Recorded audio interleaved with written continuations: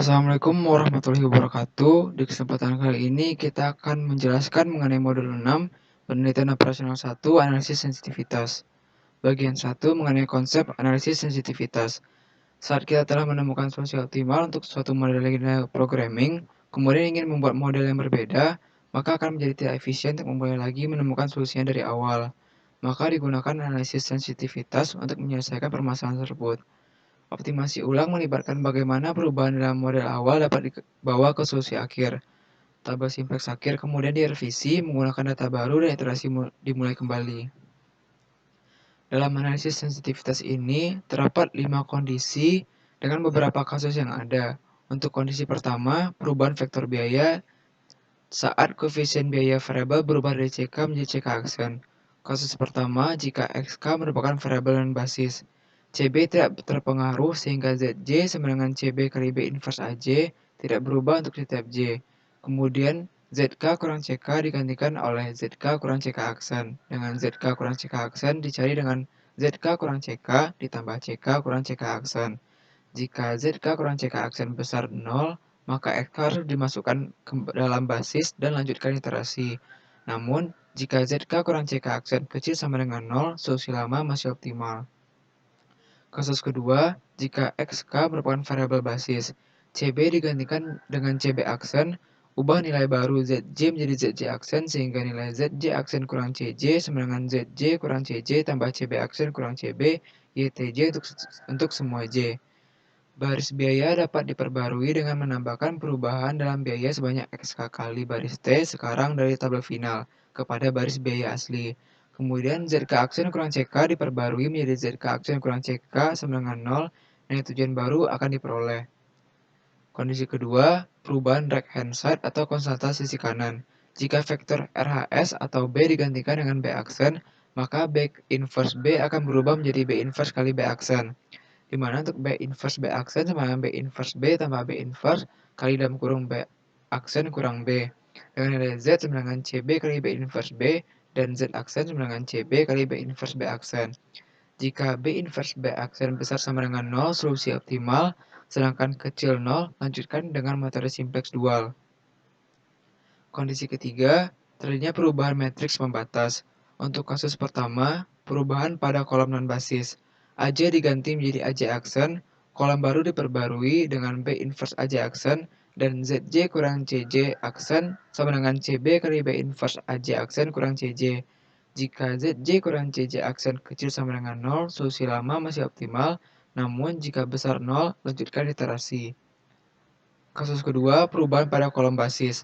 AJ diganti menjadi AJ aksen, hitung YJ aksen sama dengan B inverse AJ aksen, dan ZJ kurang CJ aksen sama dengan CB kali B inverse AJ aksen kurang CJ. Jika tidak sama dengan 0, basis tidak berubah, lanjutkan iterasi hingga basis berbentuk matriks identitas. Jika hasilnya tidak layak atau invisible, maka lanjutkan dengan metode simplex dual. Namun jika sama dengan 0, vektor basis berubah, tambahkan variabel artifisial sebagai basis baru, selesaikan dengan metode dua fase atau Big M. Kondisi keempat, perubahan aktivitas baru. Misalkan satu aktivitas baru Xn tambah 1 dengan biaya Cn tambah 1 dan kolom penggunaan bahan baku An tambah 1 dipertimbangkan untuk produksi. Tanpa menyelesaikan dari awal, kita dapat dengan mudah menentukan apakah memproduksi Xn tambah 1 akan menguntungkan. Hitung Zn tambah 1 kurang Cn tambah 1, jika Zn tambah 1 kurang Cn tambah 1 kecil sama dengan 0, solusi lama masih optimal, namun jika besar dari 0, lanjutkan iterasi. Kondisi terakhir, penambahan pembatas baru. Misalkan ditambahkan pembatas baru A pangkat M tambah 1X kecil sama dengan BM1, solusi basis untuk sistem baru diperoleh dengan cara BM tambah 1 kurang AM tambah 1 B inverse B sama dengan AM tambah 1 dikurang AM tambah 1 B inverse N kali XN. Jika nilainya itu besar sama dengan 0, solusi sekarang masih optimal, namun jika kecil 0, gunakan metode simplex dual untuk menghindari kondisi tidak layak atau invisible. Selanjutnya, studi kasus pada analisis sensitivitas. Kasus pertama, diketahui sebuah tabel optimal dari permasalahan produksi sebuah perusahaan sebagai berikut. Tentukanlah, diasumsikan bahwa sebuah perusahaan ingin meningkatkan keuntungan produk 2 menjadi $34 dari $30. Maka apa hasil keputusan yang akan ditetapkan oleh perusahaan? Dari persoalan kita ketahui dari C2 sama dengan 30, sedangkan C2 aksen 34. Dengan keputusan, solusi lama akan tetap optimal jika nilai C bar X bernilai non-positif atau negatif untuk kasus maksimasi. Kemudian kita tahu nilai metrik baris dari basis yaitu CB 0, 20, 60, sedangkan nilai B inverse AJ, di mana untuk AJ itu A2 sebesar min 2, 1,25, yang kita dapatkan dari tabel optimal. Untuk mencari C bar X2 yang baru, menggunakan rumus CJ kurang CB kali B inverse AJ, di mana untuk CJ itu C2, sedangkan AJ itu A2. Di mana untuk nilai CJ yang baru itu, kita misalkan dari 30 tambah delta, di mana untuk delta ini akan menjadi daerah untuk setiap penambahan pada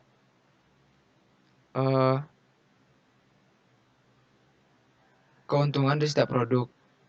Dari persoalan ini kita lakukan operasi perkalian matriks sehingga dapatkan nilai delta itu kecil sama dengan 5. Pada permasalahan ini, kita ketahui bahwa delta itu C baru kurang C lama, sehingga kita substitusikan pada delta kecil sama dengan 5 tadi, dapatkan nilai C baru itu kecil sama dengan 35. Maka solusi lama masih optimal, sehingga tidak disarankan untuk produk 2 untuk diproduksi kembali, sedangkan batas C bar baru agar solusi lama tetap optimal ialah kecil sama dengan 35. Studi kasus kedua, diasumsikan bahwa sebuah perusahaan mengalami penurunan keuntungan produk 1 menjadi $57 dari $60, maka bagaimana keputusan yang harus ditetapkan perusahaan?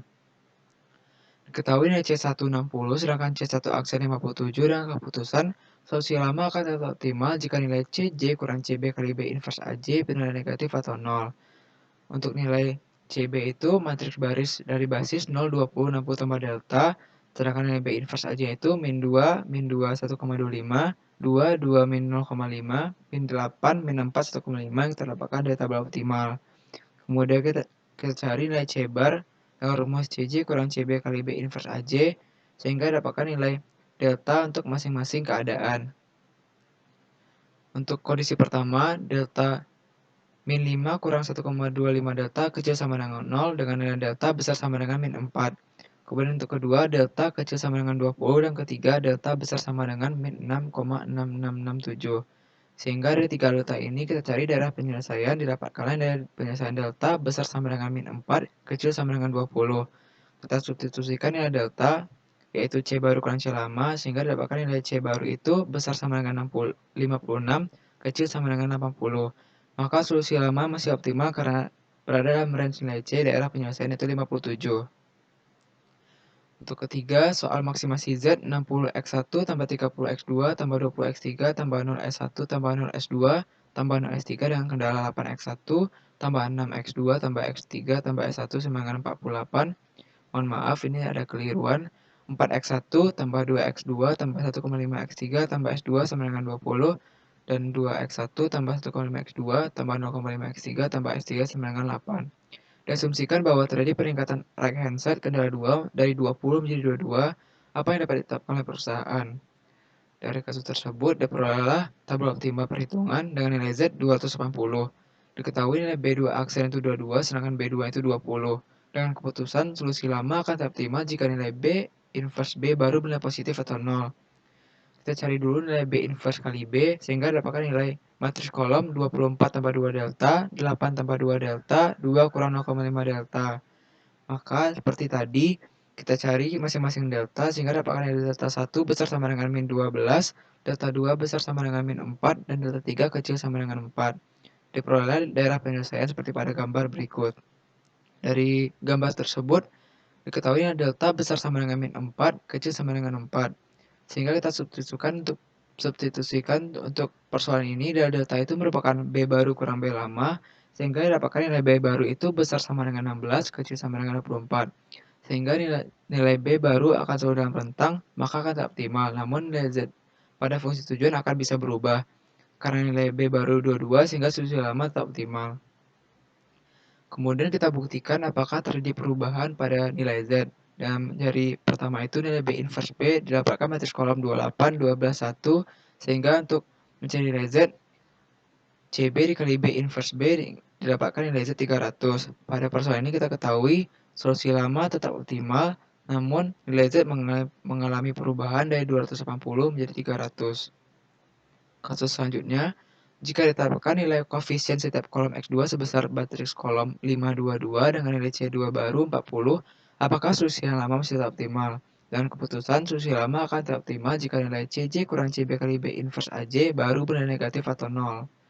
Dari persoalan itu, kita cari nilai C bar X2 yang baru dengan rumus CJ kurang CB kali B inverse AJ, di mana untuk CJ itu C2 dan AJ itu A2, didapatkan nilai C bar X2 baru sebesar 0, sehingga solusi lama masih optimal. Kasus selanjutnya, jika penambahan produksi produk baru oleh perusahaan yaitu X4 dengan nilai sebagai berikut. Maksimasi Z, 60 X1 tambah 30 X2 tambah 20 X3 tambah 25 X4 dengan kendala 8 X1 tambah 6 X2 tambah X3 tambah X4 kecil sama dengan 48, 4X1 tambah 2X2 tambah 1,5 X3 tambah X4 kecil sama dengan 20, 2X1 tambah 1,5 X2 tambah 0,5 X3 tambah X4 kecil sama dengan 8 dengan X1, X2, X3, X4 besar sama dengan 0. Dari persoalan ini, keputusannya itu solusi lama akan tetap optimal jika CJ kurang CB kali B inverse AJ baru bernilai negatif atau 0. Dari persoalan kita ketahui matriks kolom A4, 1, 1, 1, sedangkan nilai C4, 25. Maka kita cari nilai C bar 4 dengan rumus CJ kurang CB kali B inverse AJ, untuk CJ itu C4 dan AJ itu A4. Diperoleh nilai C bar 4 yang baru 5. Karena solusi optimal lama tidak lagi optimal karena nilai C bar baru besar sama dengan 0, maka lanjutkan iterasi menggunakan metode simplex.